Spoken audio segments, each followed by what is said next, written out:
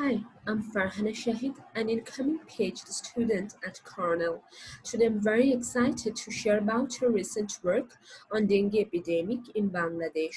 Our paper is titled Learning from Tweets: Opportunities and Challenges to Inform Policymaking During Dengue Epidemic. The novel coronavirus pandemic has captured our attention throughout the year. Infectious diseases have been around us all along.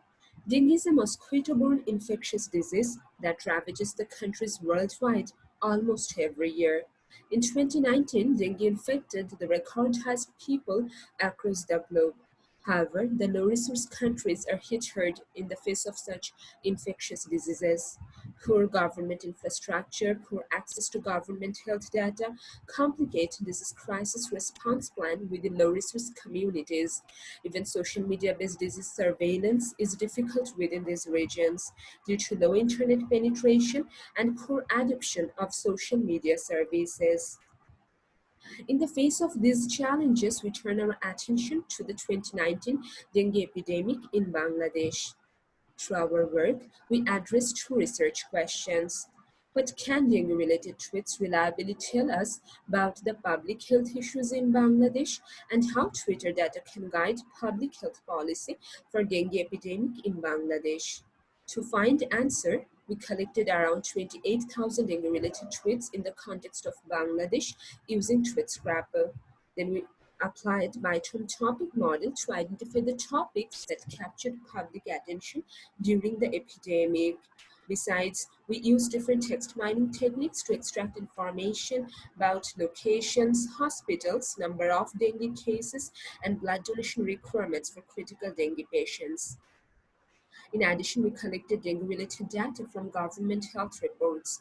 For more details, please check out the methods section of our paper. Our analysis revealed several interesting observations. For example, for some areas, we found Twitter data reported more cases of dengue than that of the government reports. When we looked into the sources of these tweets, we found they were reported from the Twitter accounts of local news and print media.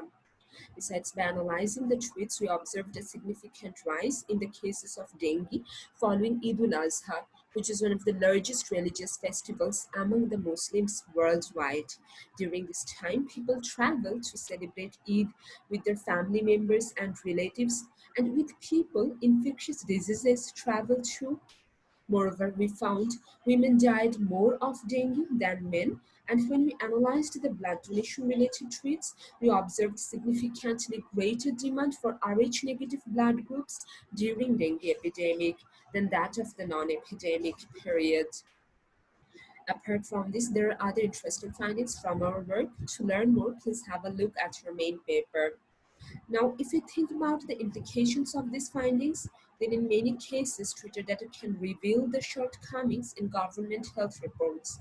Given the scarcity of resources within low-income countries, there are often cases of underreporting for the rural areas.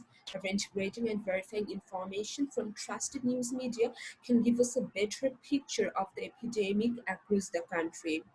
Besides, our findings reveal high transmission of dengue following Eid. Now, it's difficult for the government to restrict travel during Eid given the sensitivity of the religious context.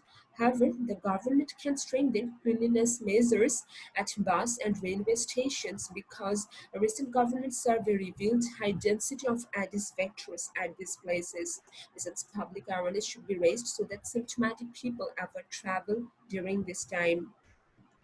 Moreover, dengue-related tweets can reveal the local areas that are highly infected, and such low-level data are usually missing in government reports. Government can utilize this data to reallocate its limited resources to highly infected areas. Our analysis of personal blood donation requests on Twitter suggests the blood banks should focus on the reserve of Rh negative blood groups during dengue epidemic.